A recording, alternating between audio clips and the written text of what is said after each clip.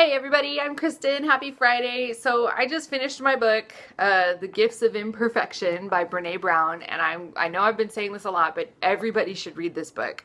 I read this book like third, and it's technically her second book, so I read like number 3 and number 4, and I was like, oh, I don't know how much I'm gonna learn from her second book because she talks about it a lot in her third and fourth books, but it's still blowing my mind. And I actually just finished it, and these last 2 chapters in particular, actually every chapter was just like poof.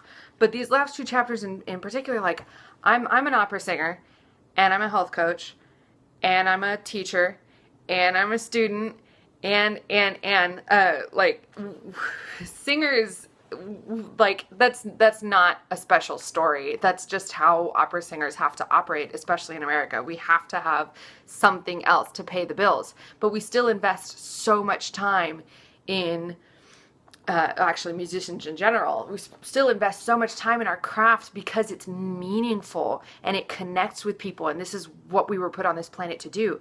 But so guidepost number 9 is cultivating meaningful work, letting go of self-doubt, and supposed to. And if I'm talking to if any of y'all out there are listening, are musicians or are artists or anything that you want to do but that doesn't pay the bills, like, do it anyway. Find a way. Like, fulfilling, she talks about in this chapter how cultivating meaningful work is part of living a wholehearted life. And it's incredible. This quote, I have been looking for it for the last several months. Don't ask what the world needs. Ask what makes you come alive and go do it. Because what the world needs is people who have come alive. And I know, I haven't seen that quote in a long time, but that just every time, that has been in the background of my head, and it keeps me going. And then the next chapter is cultivating laughter, song, and dance, letting go of being cool and always in control. I don't know how many of you struggle with that, but I know I still struggle with that, or I used to. I'm a lot better about it now. Like this one in particular, I think is because I would attribute that to my husband. He's really helped me kind of just loosen up and be super goofy and encourages me to laugh all the time. But I'm a singer, and I've been taking ballet, and I love dancing, and the dancing thing I would accredit to OperaWorks. There have been experiences in my life that have slowly like unlocked pieces of this wholehearted life thing, but only maybe like 3 out of 10. Like I still have a ton of work to do, and she even says once she compiled these, she was like, I'm like 4 out of 10.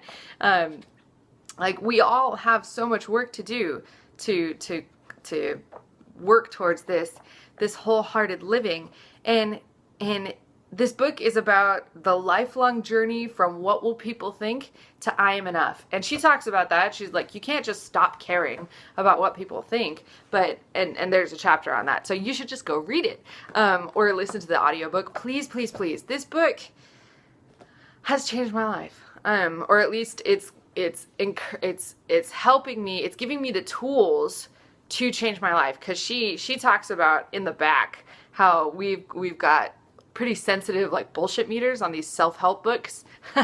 So she goes, this is a process. It's a long-term process, and it's going to be a lot of hard work, and sometimes you're going to wish you could quit, and then sometimes you're going to hope it never stops. And it is crazy, but it's so worth it. I didn't mean to turn this into a review of this book, but seriously, do it for yourself. This wholehearted living thing, it's worth it. It's hard work, but it's good work. And I love that. That's like my favorite phrase right now. Hard work, but it's good work. Yeah. So get yourself a Christmas present. It's less than $10 now. This says $15. It was not $15. But just go get it. Go get it, read it. I think in my next challenge, I'm thinking about making this the featured book, and we're gonna read through it together, cause it's that important, and it's that groundbreaking, and it's like the epitome of the baby steps that you can work on very slowly. I'll let you guys go. I hope you guys have an amazing Friday, and I hope this video encourages you or inspires you in some way. Not just me randomly rambling about this book. All right, talk to you later. Bye. Have a good weekend.